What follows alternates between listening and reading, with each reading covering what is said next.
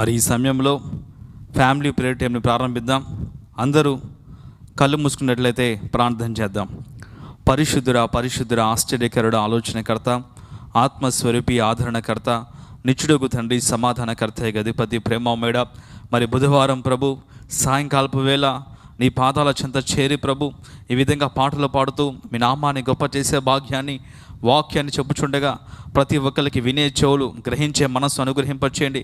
ఆ వాక్యం ద్వారా ఆదరణ, నెమ్మది, శాంతి ప్రతి ఒక్క బిడ్డకు యేసు నామములో అనుగ్రహింపచేయండి. నీ బలమైన ఆత్మ అభిషేకంతో నింపండి ప్రభు. ఆ వాక్యం ద్వారా తమ ఆత్మీయ జీవితాన్ని కట్టుకొని ప్రభు నూరంతలుగా ఫలించే బిడ్డలుగా ఉండే గొప్ప భాగ్యాన్ని దయచేయండి ప్రభు. ఆది నుంచి అంతం వరకు పరిశుద్ధాత్ముడా మీ ఆధీనంలో సమస్తము జరిగింపచేయండి ప్రభు. మా ప్రార్థనలో తప్పులుంటే క్షమించి వేయండి ప్రభు. యేసు నామములో అడిగి వేడుకొని ప్రార్థిస్తున్నాం తండ్రి, ఆమేన్. మరి ఈ సమయంలో పాట పాడుతూ దేవుని గొప్ప నామాన్ని మహింపరచుదాం. మన మధుర గీతాల్లోంచి 82వ పాట, దేవుని స్తుతించుడి, ఎల్లప్పుడూ దేవుని స్తుతించుడి అనే పాట పాడుతూ దేవుని గొప్ప నామాన్ని మహింపరచుదాం. దేవుని స్తుతించుడి, ఎల్లప్పుడు దేవుని స్తుతించుడి, దేవుని స్తుతించుడి, ఎల్లప్పుడు దేవుని స్తుతించుడి. ఆయన పరిశుద్ధాలయమందు,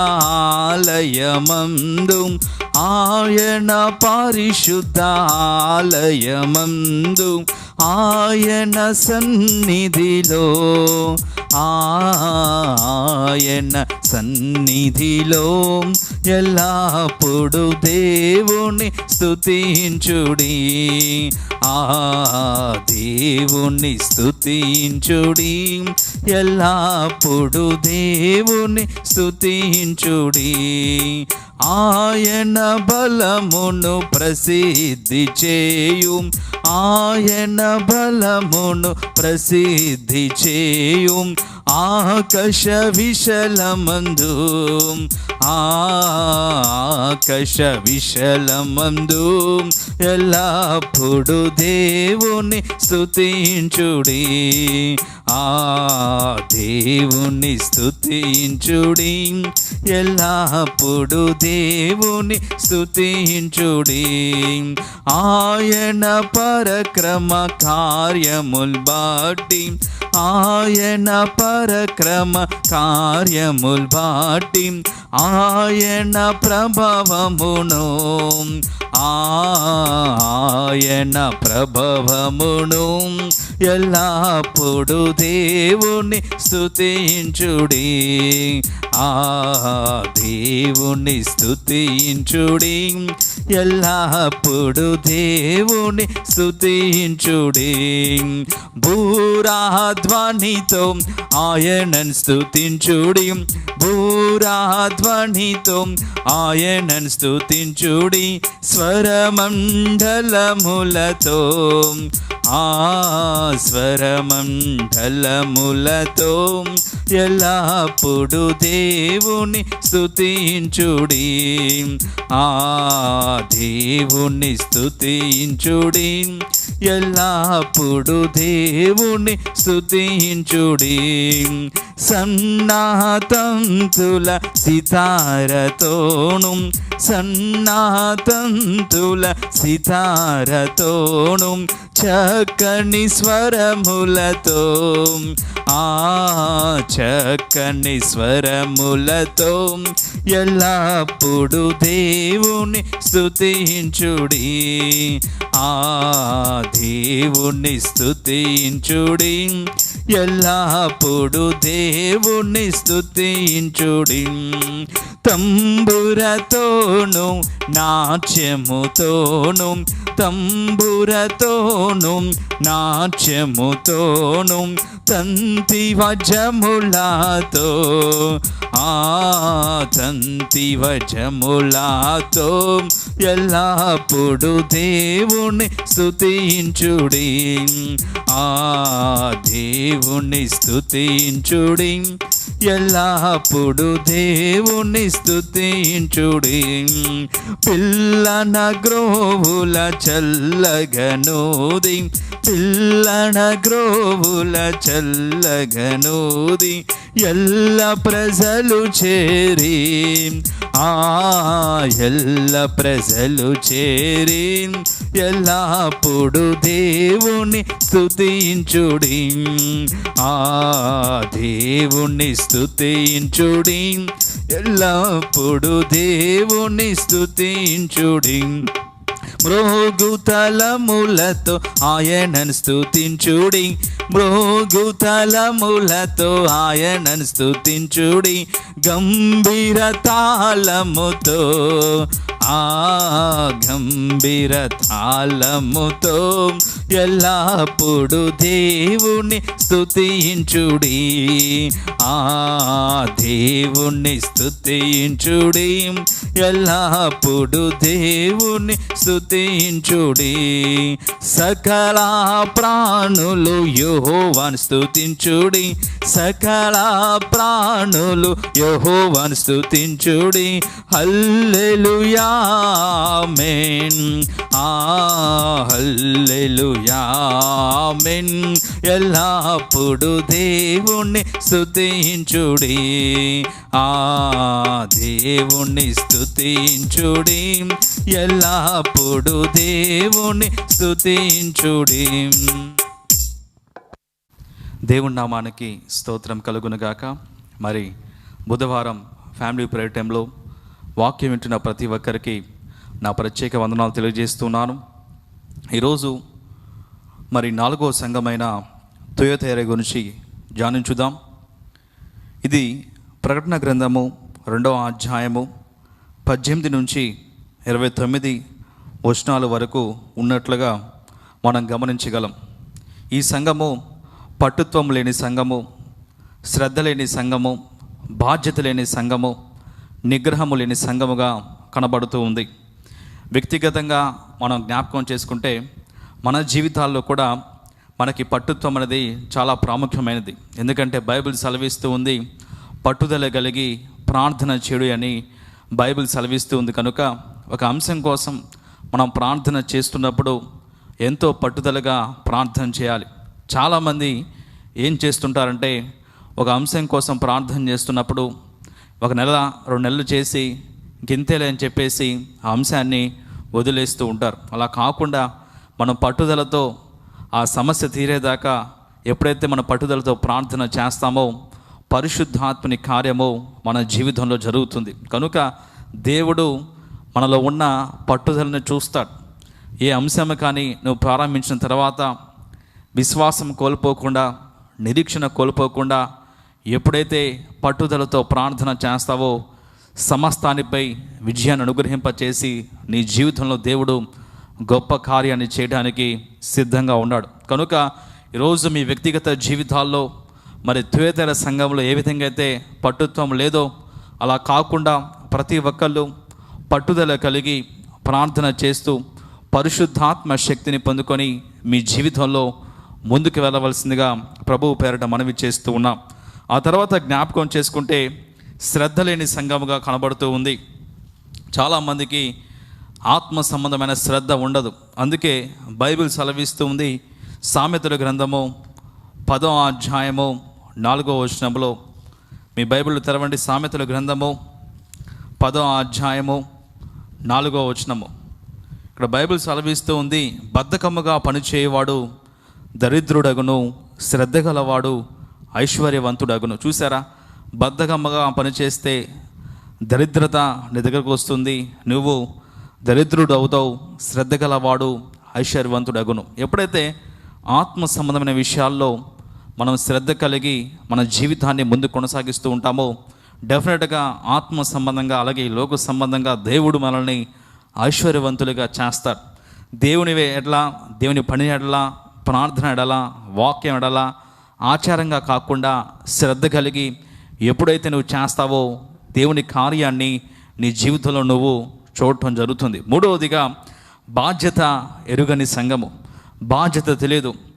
సంఘం యొక్క బాధ్యత ఏంటంటే ఆత్మను రక్షించటం.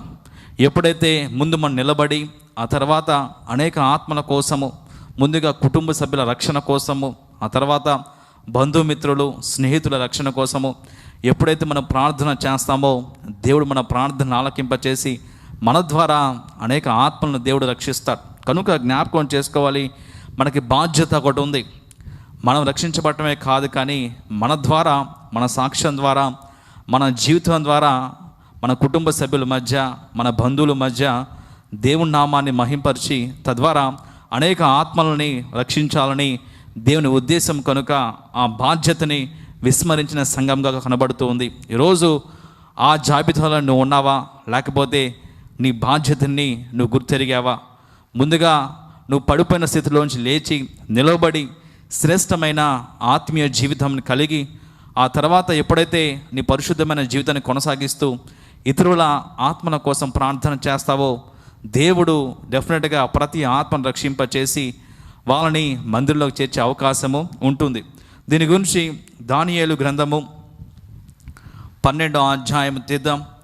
దానియేలు గ్రంథము 12వ అధ్యాయము 3వ వచనంలో, బుద్ధిమంతులైతే ఆకాశ మండలంలోని జ్యోతులను పోలిన వారై ప్రకాశించెదరు, నీతి మార్గమును అనుసరించి నడుచుకున్నట్లు ఎవరు అనేకులను త్రిపుదురో వారు నక్షత్రముల వలె నిరంతరము ప్రకాశించెదరు. చూసారా, మన బాధ్యత అనేక మందిని దేవుని వైపు త్రిప్పాలి. ఎలా త్రిప్పాలి? మన జీవితం ద్వారా త్రిప్పాలి, మన సాక్ష్యం ద్వారా త్రిప్పాలి, మనకున్న ప్రార్థన జీవితం ద్వారా అనేకులు త్రిప్పబడతారు. నీ బాధ్యత విస్మరించి ప్రార్థన జీవితం లేకుండా, తద్వారా పరిశుద్ధమైన జీవితం లేకుండా సాక్ష్యాన్ని కోల్పోయి నీ ద్వారా నీ బంధుమిత్రుల మధ్య, నీ కుటుంబ సభ్యుల్లో దేవుని నామాన్ని అవమానపరుస్తున్నట్లయితే ఒకటే జ్ఞాపకం చేసుకో, నీ ద్వారా అనేక మంది దూరం అయిపోతారు. దూరం అయితే ఒకరోజు నువ్వు తీర్పులోకి వస్తావు. నశించిపోతున్న ఆత్మలకి కారణం నువ్వుగా అవుతావు. కనుక ఆ బాధ్యత గుర్తెరిగి మనం రక్షించబడిన తర్వాత మన జీవితాన్ని మన స్నేహితులు గమనిస్తూ ఉంటారు, మన అన్యజనులు బంధుమిత్రులు గమనిస్తూ ఉంటారు. వాళ్ళకి మార్గదర్శకంగా ఉండి యేసు క్రీస్తు వారిని నీలో చూపించాలి. అప్పుడు మాత్రమే దేవుని రాజ్యము మన ద్వారా కట్టబడుతుంది, మన బాధ్యత నెరవేరుతుంది. యేసు క్రీస్తు వారు తండ్రి యొక్క బాధ్యతని, తండ్రి చిత్తాన్ని సంపూర్తిగా నెరవేర్చినట్లు మనం గమనించగలం. ఈరోజు దేవుని చిత్తము, దేవుని ఉద్దేశము నీ ఎడల చాలా గొప్పగా ఉంది, కానీ దానిని నువ్వు నెరవేర్చగలుగుతున్నావా? లేకపోతే బాధ్యతను విస్మరించి లోక సంబంధమైన విషయాల్లో మునిగిపోయి ఆత్మీయ జీవితాన్ని పక్కన పెట్టేసావా? ఒక్కసారి ఆలోచించుకో. ఈరోజు దేవుడు మాట్లాడుతూ ఉన్నాడు, నీ ద్వారా ఒక్క ఆత్మ అయినా రక్షించబడిందా? నీ జీవితాన్ని చూసి, నీ సాక్ష్యాన్ని చూసి, నీ బంధుమిత్రుల్లో కానీ, నీ స్నేహితుల్లో కానీ, నీ ఇంటి పక్కన కానీ ఒక్కళ్ళైనా నిజమైన దేవుని యందు విశ్వాసం ఉంచారా? నీ ద్వారా రాగలిగారా? లేకపోతే నీ జీవితాన్ని చూసి అసహించుకుంటున్నారా? నీ సాక్ష్యాన్ని చూసి అసహించుకుంటున్నారా? అట్లయితే ఒకటే జ్ఞాపకం చేసుకో, ఎంతమంది అయితే నీ ద్వారా దేవుని దగ్గర రాకుండా నువ్వు ఆటంకంగా మారినట్లయితే ఒకరోజు తీర్పులో యేసు క్రీస్తు వారి ముందు లెక్క చెప్పాలి. ఆ రోజు రాకముందు ఈరోజే ఒక శ్రేష్టమైన క్రమశిక్షణమైన జీవితాన్ని జీవిస్తూ, ప్రార్థన జీవితము కలిగి, పరిశుద్ధాత్మ శక్తిని పొందుకొని ఒక శ్రేష్టమైన ఫలభరితమైన జీవితాన్ని జీవిస్తూ, తద్వారా అనేక మందికి మార్గదర్శకంగా ఉండి అనేక మంది జీవితాలను ఇన్స్పైర్ చేస్తూ నువ్వు ముందుకెట్టినట్లయితే వాళ్ళ జీవితాల్లో కూడా వాళ్ళు పరిశుద్ధాత్మని కార్యాలు చూస్తూ నీ ద్వారా దేవుని యందు విశ్వాసం ఉంచి దేవుని మార్గంలో ఉండే బిడ్డలుగా ఉండే భాగ్యాన్ని వాళ్ళు సంపాదించుకుంటారు. కనుక ఈ విషయాన్ని జ్ఞాపకం చేసుకోవాలి. మనకు ఒక బాధ్యత దేవుడు ఇచ్చాడు. నువ్వు రక్షించబట్టం కాదు, నీకు ఒక తలాంత్ ఇస్తే ఆ తలాంతుని ఒకడు భూమిలో దాచిపెట్టాడంట. తర్వాత దేవుడు కోపగించి చెడ్డ దాసుడా అని చెప్పేసి దేవుడు సెలవిస్తూ ఉన్నాడు. కనుక ఈరోజు జ్ఞాపకం చేసుకోవాలి, దేవుని దగ్గర నుంచి బల నమ్మకమైన మంచి దాసుడా అని మనం పిలిపించుకోవాలంటే మనకిచ్చిన తలాంతులను ఏం చేయాలి? రెట్టింపు చేయాలి. మన ద్వారా, మన జీవితం ద్వారా, మన సాక్ష్యం ద్వారా ఎప్పుడైతే అనేక మందికి వెలుగుగా ఉంటామో, అనేక మందిని రక్షిస్తామో, అప్పుడు మాత్రమే మన ఆత్మీయ జీవితానికి అర్థం ఉంటుంది, విలువ ఉంటుంది. ఒకరోజు యేసు క్రీస్తు వారి దగ్గర ఉండే భాగ్యం మనం సంపాదించుకుంటాం. అలా కాకుండా నీకు ఇచ్చిన రక్షణని నిర్లక్ష్యం చేసి తృణప్రాయంగా ఎంచి దాని గురించి ఎటువంటి బాధ్యత లేకుండా నువ్వే పడిపోయిన స్థితిలో ఉండి తద్వారా ఎటువంటి ఆత్మను రక్షించకుండా నీ జీవితం కొనసాగించబడినట్లయితే జ్ఞాపకం చేసుకో, అది శ్రేష్టమైన ఆత్మీయ జీవితం కాదు. దాని పూర్తిగా దాని కాన్సిక్వెన్సెస్ని ఒకరోజు అనుభవించాల్సి వస్తుంది. ఆ తర్వాత మన జ్ఞాపకం చేసుకుంటే తుయతైర సంఘము నిగ్రహము లేని సంఘంగా కనపడుతుంది, కంట్రోల్ లేని సంఘము. ఒక సమస్య సంఘం మీదకి వచ్చినప్పుడు వాళ్ళు ఏం చేస్తున్నారంటే ధర్నాలు చేస్తూ ఉంటారు, చాలామంది దీక్షలు చేస్తూ ఉంటారు. సమస్య వచ్చినప్పుడు మొద్దుకే ఏం చేశాడు, యూదులంతా ఏం చేశారు, పూర్తిగా మోకరించి ప్రార్థన చేశారు. మనం ప్రార్థించాలే, కానీ అలా కాకుండా ఎప్పుడైతే మనం ప్రార్థన చేయకుండా మానవ సంబంధమైన పోరాటాల్లో, లోక సంబంధమైన పోరాటాల్లో నిమగ్నమై ఆ విధంగా పోరాటం చేస్తామో తద్వారా దురాత్మను మనలోకి ప్రవేశిస్తారు. కనుక మనం జ్ఞాపకం చేసుకోవాలి, ఎటువంటి సమస్య నీ వ్యక్తిగత జీవితం మీదకి వచ్చినప్పుడు ఒకటే జ్ఞాపకం చేసుకో, లోకులు వెళ్ళే మార్గంలో వెళ్ళకుండా ఆత్మీయ జీవితంలో మోకరించి ప్రార్థన చేసినప్పుడు డెఫినెట్గా పరిశుద్ధాత్మని కార్యం చూస్తాం. చాలామంది ఇలాంటి సమయాల్లో కంట్రోల్ తప్పుతారు, సెల్ఫ్ కంట్రోల్ లేకుండా పూర్తిగా లోక సంబంధమైన విషయంగా ఏదో చేసి దాన్ని సాధించాలనుకుంటారు, కానీ అది ఆత్మీయ జీవితంలో దురాత్మనికి అవకాశంగా మారుతుంది. అలాగే మనం సహనము కలిగి ఉండాలి. ఆత్మీయ ప్రపంచంలో కంట్రోల్ ఎప్పుడు తప్పుతామంటే ఎప్పుడైతే మనకు సహనం కోల్పోతామో ఆటోమేటిక్గా కంట్రోల్ తప్పుతాం. కనుక ఆ విధంగా కంట్రోల్ తప్పకుండా మన జీవితాన్ని మనము కాపాడుకోవాలి. ఆ తర్వాత మన హిస్టరీని జ్ఞాపకం చేసుకుంటే తుయతైర సంఘము కాలక్రమంలో క్రీస్తు శకము 590 నుంచి 1517 మధ్య కాలంలో ఉన్న సంఘముగా కనపడుచుంది. ఈ సమయంలో ఆర్సిఎం మరి రోమన్ క్యాథలిక్ చర్చెస్ అన్నీ పూర్తిగా ప్రపంచవ్యాప్తంగా విస్తరించబడినట్లు మనం గమనించగలం. మన ఆర్సిఎంలో చాలామంది మంచి వాళ్ళు ఉన్నారు, పరిచయం చేశారు. అయితే ఇలాంటి సమయాల్లో పోప్ ఇన్నోసెంట్ అనే ఒక వ్యక్తి వచ్చి తప్పుడు సిద్ధాంతాలని, తప్పుడు బోధనని సంఘంలోకి ప్రవేశించాడు.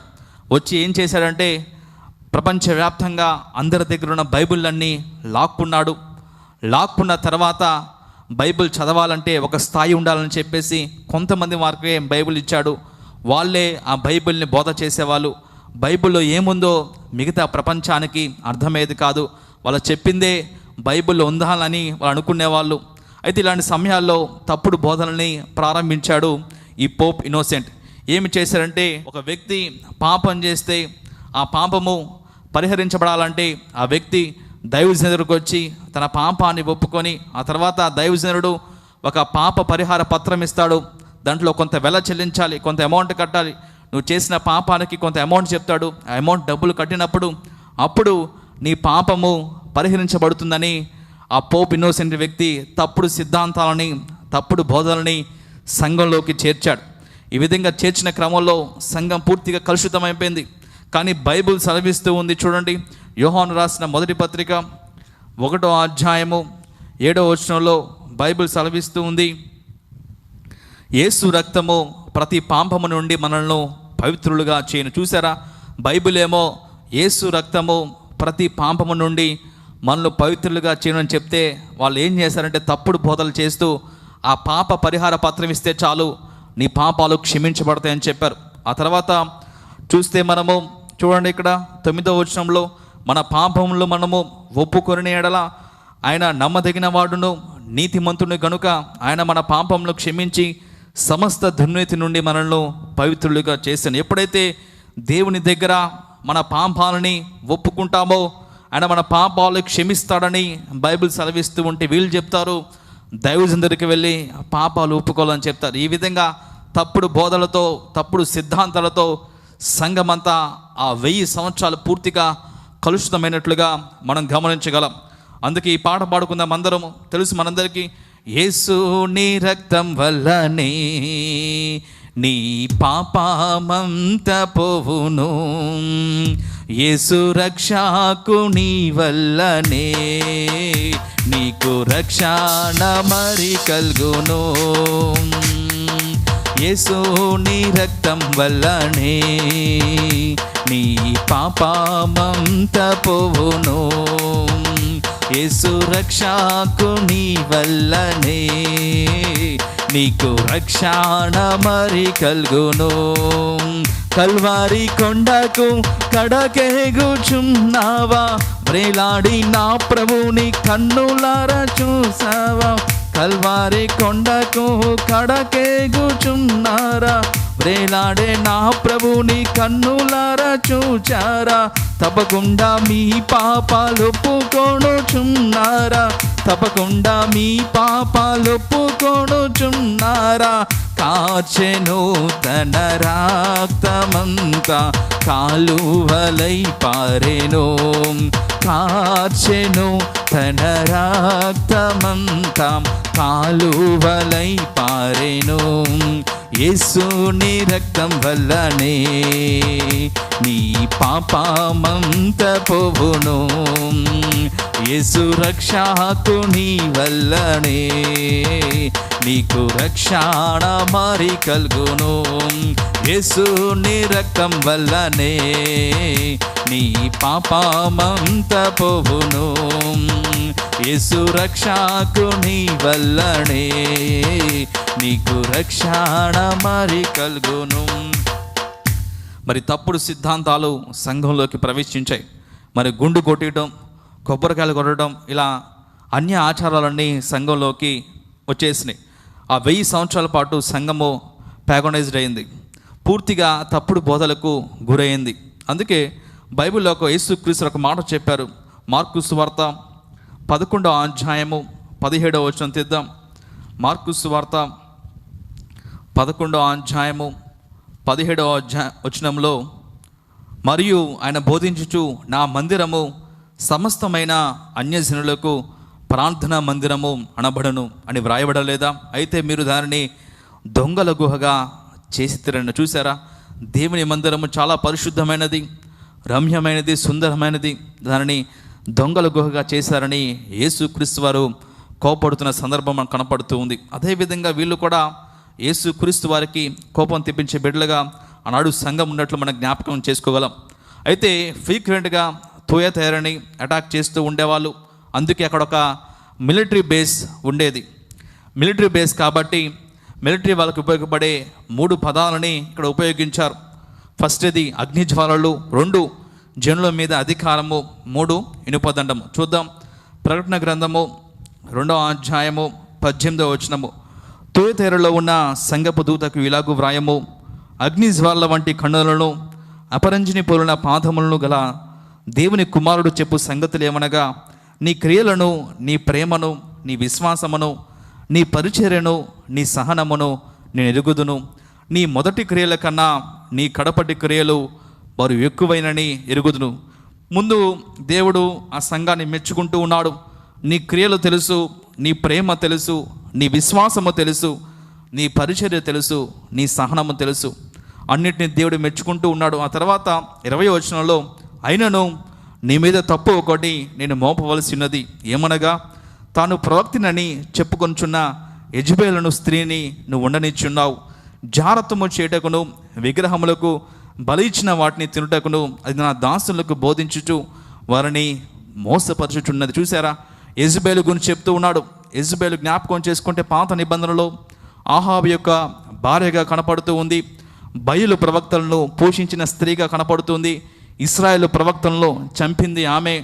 ఏలియాను కూడా చంపాలనే ప్రయత్నం చేసింది. అంటే సాతాను సామ్రాజ్యాన్ని విస్తరింపచేసే స్త్రీగా, తాను ప్రవక్తను చెప్పుకున్న స్త్రీగా యెజబెలు కనపడుతుంది. అలాంటి యెజబెలు సంఘంలో ఉంది అని దేవుడు మాట్లాడుతూ ఉన్నాడు. అంటే సాతాను యొక్క సామ్రాజ్యము సంఘంలోనే విస్తరించబడుతుందని దేవుడు చెప్తూ ఉన్నాడు. ఇదే RCMలో జరిగిన సంఘటన. ఆ 1000 సంవత్సరాలు ఏమైందంటే యేసుక్రీస్తు వారిని పక్కన పెట్టేశారు, మరియమ్మ తల్లిని తెచ్చారు. ఆమెకి విగ్రహంగా మారిపోయింది. పూజలు చేయడం ప్రారంభించారు. పూర్తిగా యేసుక్రీస్తు వారిని పక్కన పెట్టేసి మరియమ్మ తల్లిని పూజించడం ప్రారంభించారు, ఆమెనే ఆరాధించడం ప్రారంభించారు. చూసారా ఏ విధంగా సంఘములోనే సాతాను సామ్రాజ్యం విస్తరించబడిందో, వాడి దుష్ట ప్రణాళిక ఏ విధంగా నెరవేర్చబడుతుందో ఈరోజు మనం గమనించగలం. అందుకే యోహాను ఇక్కడ గమనిస్తే మనము బైబిల్ సెలవిస్తూ ఉంది. యోహాను సువార్త 14వ అధ్యాయము 6వ వచనంలో బైబిల్ సెలవిస్తూ ఉంది. చూడండి, యోహాను సువార్త 14వ అధ్యాయము 6వ వచనంలో, యేసు నేనే మార్గమును సత్యమును జీవమును, నా ద్వారానే తప్ప ఎవడును తండ్రి యొద్దకు రాడు. చూసారా, దేవుడు స్పష్టంగా తెలియజేస్తున్నాడు, నేనే మార్గమును, నేనే సత్యమును, నేనే జీవాన్ని, మోక్షానికి మార్గాన్ని నేనే, పరలోక రాజ్యాన్ని ఇచ్చేది నేనే, నా ద్వారానే తప్ప ఎవడును తండ్రి యొద్దకు రాడు, ఆయన ద్వారానే తప్ప ఎవరు కూడా తండ్రి యొద్దకు చేరలేడని స్పష్టంగా బైబిల్ సెలవిస్తూ ఉంటే, యేసు క్రీస్తు వారిని పక్కన పెట్టేసి మరియమ్మ తల్లిని పూజించడం ప్రారంభించారు. అక్కడ పూర్తిగా యెజబెలు ఏ విధంగా అయితే సాతాను సామ్రాజ్యం విస్తరించబడిందో, ఇక్కడ మరియమ్మ తల్లి యొక్క పూజ కూడా ఆ విధంగా విస్తరించబడింది. మరియ తల్లి అయిన మరియ చాలా గొప్ప స్త్రీ, గౌరవించే వ్యక్తి, కానీ యేసు క్రీస్తు వారితో పాటు ఆరాధించకూడదు.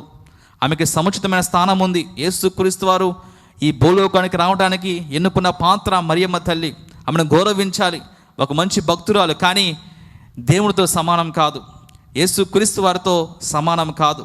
కనుక యేసు క్రీస్తు వారిని ఒక్కరు మాత్రమే ఆరాధించాలి, ఆయన మాత్రమే పూజించాలి, ఆయన తప్ప మరి ఏ దేవుడు లేడని మనకి స్పష్టంగా బైబిల్ సెలవిస్తుంది. అందుకే తీయండి, నిర్గమాకాండము 20వ అధ్యాయంలో మొట్టమొదటి ఆజ్ఞ దేవుడు రాసి ఉంచాడు. నిర్గమాకాండం 20వ అధ్యాయం 1-2 వచనాలలో దేవుడు ఈ ఆజ్ఞలని వివరించి చెప్పాను.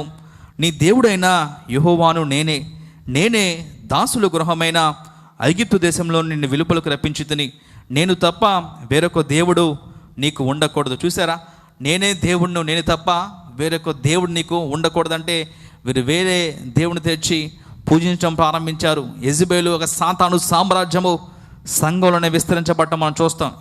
ఇదొక రోజుల్లో సాతాను సామ్రాజ్యం సంఘము బయట విస్తరించబడుతున్న సమయంలో, ఈ సమయంలో ఏమైందంటే సాతాను సామ్రాజ్యము సంఘములోనే విస్తరించబడటం మనము ఇక్కడ గమనించగలం. ఆ తర్వాత మన జ్ఞాపకం చేసుకుంటే, మారు మనసు పొందుటకు నేను దానికి సమయం ఇచ్చితిని, కానీ అది తన జారత్వం విడిచిపెట్టి మారు మనసు పొందనొల్లదు. ఇదిగో నేను దానిని మంచము పట్టించి దానితో కూడా వ్యభిచరించు వారిని దాని క్రియల విషయమై మారు మనసు పొందితేనే కానీ వారిని బహు శ్రమ పాలు చేతును. చూసారా, ఇక్కడ గమనిస్తే మనము పూర్తిగా దేవుడు సెలవిస్తూ ఉన్నాడు, ఈ లోక స్నేహము దేవునితో వైరము కాదా. కనుక ఒక్కసారి మనం జ్ఞాపకం చేసుకుందాం. బైబిల్ సెలవిస్తూ ఉంది, యాకోబు రాసిన పత్రిక తీద్దాం. యాకోబు రాసిన పత్రికలో దేవుడు మాట్లాడుతూ ఉన్నాడు. 4వ అధ్యాయము 4వ వచనము, వ్యభిచారులారా, ఈ లోక స్నేహము దేవునితో వైరమని మీరు ఎరుగరా, కాబట్టి ఎవడు ఈ లోకంతో స్నేహము చేయగలనో వాడు దేవునికి శత్రువగును. చూసారా, లోకముతో స్నేహము చేసే వాళ్ళని వ్యభిచారులుగా దేవుడు సెలవిస్తూ ఉన్నాడు. వాళ్ళు ఏం చేస్తారంటే ఆత్మీయ ప్రపంచంలో, ఆత్మీయ సంఘంలో లోక ఆచారాలు, లోక పోకడలు, లోకముతో స్నేహము చేస్తూ దేవుణ్ణి ఆరాధిస్తూ దేవుని నామను అవమానపరుస్తున్నారు. కాబట్టి ఆ వాక్యాన్ని దేవుడు అక్కడ వ్రాయించి ఉంచాడు. ఆ తర్వాత మనం జ్ఞాపకం చేసుకుంటే, దాని పిల్లలను నిశ్చయముగా చంపేదను. చూసారా, తప్పు చేసిన వాళ్ళైతే దాని పిల్లలు ఎందుకు అన్నాడంటే దేవుడు, అంటే ఎవరైతే దాన్ని అనుసరిస్తూ ఉన్నారో, దాన్ని కొనసాగిస్తూ ఉన్నారో వాళ్ళను కూడా ఆత్మ సంబంధం చంపేస్తానని, ఆత్మ చనిపోయిద్దని దేవుడు సెలవిస్తూ ఉన్నాడు. కనుక అలాంటి ఆచారాలను మనం ఖండించాలి, దూరంగా ఉండాలి. కేవలము ఆత్మీయ ప్రపంచంలో యేసు క్రీస్తు వారిని ఒక్కరు మాత్రమే మనము ఆరాధించే బిడ్డలుగా మనం ఉండాలి. ఆ తర్వాత మనం జ్ఞాపకం చేసుకుంటే, అందువలన అంతరింద్రములను హృదయములను పరీక్షించువాడు నేనే అని సంఘములన్నీ తెలుసుకున్నాడు, మరియు మీలో ప్రతి వానికి వాని క్రియలు చెప్పున ప్రతిఫలం ఇచ్చేదను. ప్రతి వానికి ఎవరైతే ఏ పనులు చేస్తారో దానికి ప్రతిఫలం వాళ్ళు అనుభవిస్తారని దేవుడు సెలవిస్తూ ఉన్నాడు. అయితే తుయతైరులో కడమవారైన మీతో, అనగా ఈ బోధన అంగీకరింపక సాతాను యొక్క గూఢమైన సంగతులు ఎరుగమని చెప్పుకున్న వారితో నేను చెప్పేది ఏమనగా, చూసారా, ఇవేవి అంగీకరించకుండా ఎవరైతే ఉంటారో వాళ్ళకి నేను చెప్పేది ఏంటంటే, దేవుడు సెలవిస్తూ ఉన్నాడు, మీ పైని మరి ఏ భారమును పెట్టను, నేను వచ్చే వరకు మీకు కలిగి ఉన్న దాన్ని గట్టిగా పట్టుకొనండి. నేను వచ్చేదాకా మీరు ఏమి కలిగి ఉన్నారో, ఏ పరిశుద్ధాత్మ శక్తిని పొందుకున్నారో దానిని గట్టిగా పట్టుకొనని దేవుడు సెలవిస్తూ ఉన్నాడు. ఈరోజు కూడా ఆ ఆచారాలు కొనసాగించబడుతున్నాయి, కానీ మనం పరిశుద్ధాత్మ శక్తిని గట్టిగా పట్టుకొని దాన్ని కొనసాగించాలని దేవుడు సెలవిస్తూ ఉన్నాడు. మీకు తెలుసు, ఇక్కడ గమనిస్తే దేవుడు చెప్తూ ఉన్నాడు, సాతాను యొక్క గూఢమైన సంగతులు, వాడు ఏ విధంగా ఆ గూఢమైన సంగతుల్ని సంఘంలోకి చేర్చాడో మనందరం గ్రహించాలి. ఆ విధంగా వాటికి దూరంగా ఉండి పరిశుద్ధాత్మ శక్తిని గట్టిగా పట్టుకున్నప్పుడు డెఫినెట్గా దేవుడు ఏం చేయబోతున్నారో చూద్దాం. ఇక్కడ నేను తండ్రి వలన అధికారం పొందినట్లు జయించుచు అంతం వరకు నా క్రియలు జాగ్రత్తగా చేయడానికి జనముల మీద అధికారం ఇచ్చేదను. అతడు ఇనుప దండముతో వారిని ఏలును, వారు కుమ్మరి వాని పాత్ర వలె పలగొట్టబడుదురు, మరియు అతనికి వేకువ చుక్కని ఇచ్చేదను. పూర్తిగా శ్రేష్టమైన ఉన్నతమైన స్థానంలో ఉంచుతానని దేవుడు సెలవిస్తూ ఉన్నాడు. సంఘములతో ఆత్మ చెప్పుచున్న మాట చెవిగల వాడు వినుగాక. చూసారా, ఇక్కడ గమనిస్తే ఏ విధంగా అయితే వాటిని ఖండించి వాటి దూరంగా ఉంటామో, మనకున్న పరిశుద్ధాత్మ శక్తిని గట్టిగా పట్టుకుంటామో, దేవుడు శ్రేష్టమైన ఉన్నతమైన స్థానంలో తీసుకువెళ్ళడానికి ఆయన సిద్ధంగా ఉన్నాడని బైబిల్ సెలవిస్తుంది. కనుక ఈరోజు మనం జ్ఞాపకం చేసుకోవాలి, పరిశుద్ధాత్మ దేవుడు అందరితో సూటిగా స్పష్టంగా మాట్లాడుతున్నాడు. ఇది సంఘానికి సంబంధించింది. అదే వ్యక్తిగతంగా యెజబెల్ అనే స్త్రీని నువ్వు ఉండనిస్తూ ఉన్నావా? నీలో సాతాను సామ్రాజ్యము విస్తరించే యెజబెల్ స్త్రీలలో ఉందా? యెజబెల్ అంటే ఏం లేదు, కానీ ఫస్ట్ ప్రిఫరెన్స్ మనము దేవుని ఇవ్వకుండా దేవుని పక్కన పెట్టేసి వేరే దానికి ఎప్పుడైతే మన మొదటి ప్రాధాన్యత ఇస్తామో, యెజబెల్ స్త్రీ ఉండనిస్తున్నావు. ఆటోమేటిక్గా ఎప్పుడైతే యెజబెల్ స్త్రీలలో ఉంటుందో సాతాను రాజ్యం విస్తరించబడుతుంది, దురాత్మలు విస్తరించబడతాయి, పరిశుద్ధాత్మ శక్తి వెళ్ళిపోతుంది. కనుక ఈరోజు నువ్వు ప్రార్థన చేసే విషయంలో కానీ, ప్రార్థనకు వచ్చే విషయంలో కానీ నీ ఫస్ట్ ప్రిఫరెన్స్ ఎప్పుడైతే నువ్వు దేవునికి ఇస్తావో డెఫినెట్గా దేవుడు నీలో ఉంటాడు. చాలామంది ఏం చేస్తారంటే అన్నీ బాగున్నప్పుడు మందిరానికి వస్తారు, ఎప్పుడైతే సమస్యలు వస్తున్నాయో పూర్తిగా దేవుని మందిరానికి దూరం అయిపోతూ ఉంటారు. అలా కాకుండా ఎటువంటి సందర్భంలో కూడా పరిస్థితులు అనుకూలంగా ఉన్నా ప్రతికూలంగా ఉన్నా మనం ఒకటే జ్ఞాపకం చేసుకోవాలి, ముందుగా ఫస్ట్ ప్రిఫరెన్స్ ఎప్పుడైతే దేవునికి ఇస్తూ దేవుని సన్నిధికి వస్తామో డెఫినెట్గా పరిశుద్ధాత్మ శక్తి నీలో ఉంటుంది. అలా కాకుండా అవసరాన్ని బట్టి, సందర్భాన్ని బట్టి, సమయాన్ని బట్టి నీ ఆలోచన మారిపోయి దేవుని సెకండ్ ప్రిఫరెన్స్లో దేవుని పెట్టేసి నీ ఫస్ట్ ప్రిఫరెన్స్ దేవునికి ఇవ్వకుండా ఇష్టానుసారంగా జీవిస్తే పరిశుద్ధాత్మ శక్తి వెళ్ళిపోతుంది. తుయతర సంఘంలో ఉన్న పరిస్థితులు నీ వ్యక్తిగత జీవితంలో కూడా నువ్వు చూడటం జరుగుతుంది. కనుక ఆ విషయాన్ని జ్ఞాపకం చేసుకొని యెజబెల్ స్త్రీని ఉండనిస్తే డెఫినెట్గా దేవుడు శ్రమ పాలు చేస్తానంటున్నాడు, దాని పిల్లల్ని చంపేస్తానని చెప్తున్నాడు. కనుక ఆ రోజు రాకముందు ఈరోజే నీ వ్యక్తిగత జీవితాన్ని కాపాడుకొని పరిశుద్ధాత్మ శక్తిని పొందుకొని ఎలాంటి సమయాల్లో కూడా సందర్భాల్లో కూడా దేవుని కంటే ఎక్కువ ఏది కాదని గ్రహింపచేసి నీ జీవితంలో నువ్వు కొనసాగిస్తే డెఫినెట్గా దేవుని కార్యాలు చూసే భాగ్యాన్ని మీరు సంపాదించుకుంటారు. మరి దేవుడి వాక్యము దీవించునుగాక. ఆమేన్. అందరూ కళ్ళు మూసుకుందాం, ప్రార్థన చేద్దాం. పరిశుద్ధుడా ఆశ్చర్యకరుడా ఆలోచనకర్త, ఈరోజు వాక్యం ద్వారా ప్రభు మా అందరితో సూటిగా స్పష్టంగా మాట్లాడిన విధానాన్ని బట్టి నీకే స్తోత్రం ప్రభు. 4వ సంఘమైన తుయతైర గురించి ఈరోజు మాతో మాట్లాడు ప్రభు. ఏ విధంగా ఆ సంఘము యెజబెల్ స్త్రీని ఉండనిచ్చిందో, ఏ విధంగా పట్టుత్వం లేని సంఘంగా కనపడుతుందో, ఏ విధంగా శ్రద్ధ లేని సంఘంగా కనపడుతుందో నువ్వేం చేశావో ఈరోజు తెలియజేసావు. ఆ విధంగా ఉండకుండా మా వ్యక్తిగత జీవితాలు కాపాడుకునే భాగ్యాన్ని మాకు దయచేయండి. పట్టుదలతో ప్రార్థన చేసే భాగ్యాన్ని మాకు దయచేయండి. శ్రద్ధతో ఆత్మీయ విషయాలని ఎరిగే భాగ్యాన్ని మాకు దయచేయండి. బాధ్యతతో ముందుకు వెళ్ళే భాగ్యాన్ని మాకు దయచేయండి. నిగ్రహ శక్తిని మాకు దయచేయండి ప్రభు. యెజబెల్ స్త్రీని మా వ్యక్తిగత జీవితంలో ఉండకుండా పూర్తిగా ఫస్ట్ ప్రిఫరెన్స్ మీకు ఇచ్చే బిడ్డగా ఉండే గొప్ప భాగ్యాన్ని మాకు దయచేయండి ప్రభు. అన్య ఆచారాలకు చోటు లేకుండా పూర్తిగా పరిశుద్ధాత్మ మిమ్మల్ని మాత్రమే ఆరాధించే బిడ్డగా ఉండే గొప్ప భాగ్యాన్ని మాకు దయచేయండి. ఎటువంటి విగ్రహాన్ని మా జీవితాల్లో మా వ్యక్తిగత జీవితాల్లో పెట్టుకోకుండా శ్రేష్టమైన పరిశుద్ధాత్మ శక్తిని పొందుకొని ఆత్మ సంబంధంగా ముందుకు వెళ్ళే భాగ్యాన్ని మాకు దయచేయండి. మా ప్రార్థనలో తప్పులుంటే క్షమించి వేయండి ప్రభు. యేసు నామములో అడిగి వేడుకొని ప్రార్థిస్తున్నాం తండ్రి. ఆమేన్. అందరికీ వందనాలు.